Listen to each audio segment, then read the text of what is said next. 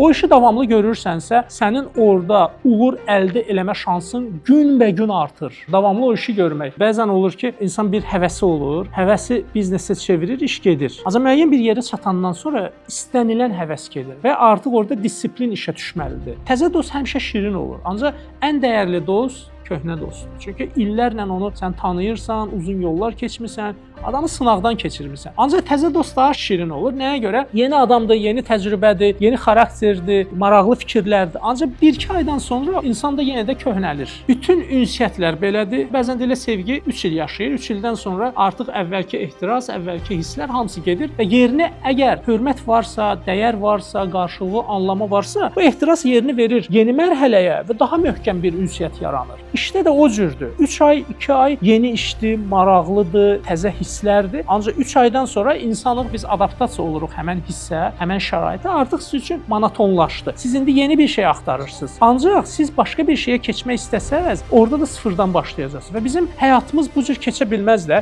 3 ay toxucu oldum, orada inkişaf edən vaxtı dayandım, getdim heykəltəraşlığa, sonra rəssama. Bu cür biz nəticəyə vara bilməyəcəyik. Davamlı şəkildə bu işi görməlisən. 15 ildir mən yazıram, 15 gün yox, 15 ay da yox, 15 ildir. Bundan sonra da yenə də nə qədər ömrüm olsa mən bu yolda gedəcəm. Yəni fikrim yoxdur bunu saxlayım, gedim toxucu olum məsələn. Danışdınız, deyirdi ki, orada pul var. Artıq deyir bəlkə gedim orada sınayım, yaxşı gəlir əldə etmək olar. Ancaq deyirəm ki, yox, mən 15 il buraya gəlmişəm, yəni davam edəcəm. Mən buna deyirəm nizam, intizam, disiplin deyin. Qısaca buna deyin davamiyyət, yəni o işi davamlı görmək.